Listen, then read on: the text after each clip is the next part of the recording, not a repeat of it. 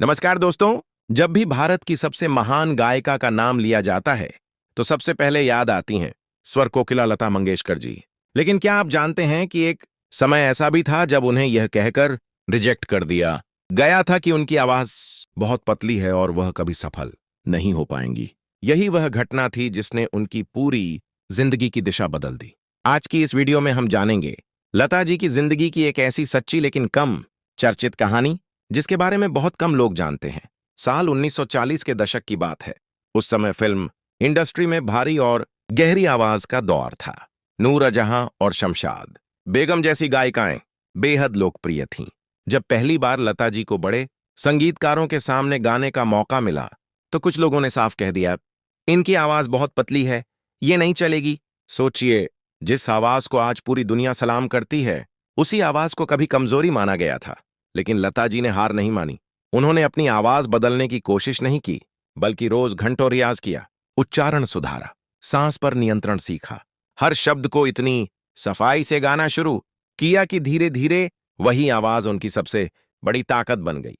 फिर आया वह मौका जिसने सब कुछ बदल दिया। साल 1939 में फिल्म महल का गीत आएगा आने वाला, यह गीत रेडियो पर बजा। लेकिन शुरुआत में रिकॉर्ड पर सिर्फ फिल्म का नाम लिखा था। लोग लगातार रेडियो स्टेशन पर फोन करके पूछने लगे, यह आवाज किसकी है। इतनी मांग बढ़ी कि बाद में रिकॉर्ड पर पहली बार बड़े अक्षरों में लिखा गया, गायिका लता मंगेशकर।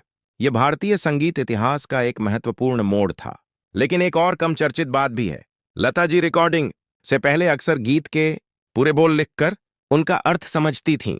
वह सिर्फ सुर नहीं गाती थीं, बल्कि हर शब्द को महसूस करती थीं। इसी वजह से उनके गीत सीधे दिल तक पहुंचते थे।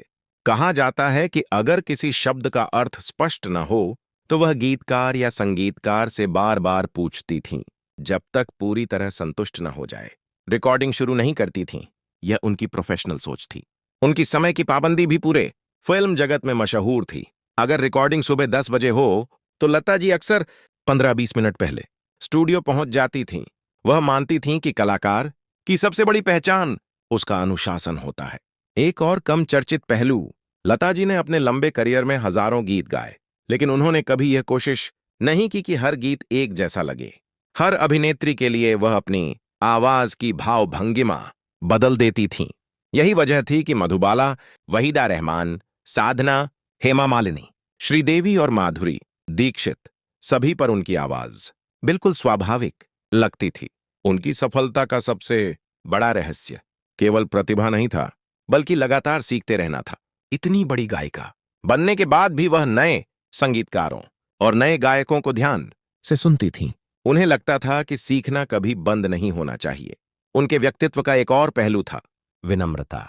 दुनिया भर में सम्मान मिलने के बावजूद उन्होंने कभी अपने बारे में बड़े बड़े दावे नहीं किए। वह हमेशा अपने काम को अपनी पहचान मानती थीं।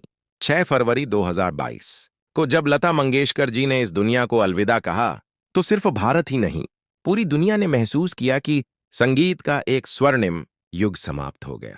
लेकिन उनकी आवाज आज भी करोड़ों दिलों में जिंदा है। दोस्तों, लता मंगेशकर जी की यह कहानी हमें सिखाती है कि अगर लोग आपकी सबसे बड़ी कमजोरी बता रहे हों तो वही आपकी सबसे बड़ी ताकत भी बन सकती है, अगर आप मेहनत और विश्वास नहीं छोड़ते। अगर आपको यह कहानी पसंद आई हो तो वीडियो को लाइक करें, चैनल को सब्सक्राइब करें और कमेंट में जरूर लिखें, स्वर कोकिला लता मंगेशकर जी को शत शत नमन। धन्यवाद। बॉलीवुड के महागायकों की अनसुनी कहानियां और रोचक तथ्य देखने के लिए हमारे चैनल को लाइक, शेयर और सब्सक्राइब जरूर करें। बेल आइकन को दबाना ना भूलें ताकि हर नई वीडियो सबसे पहले आप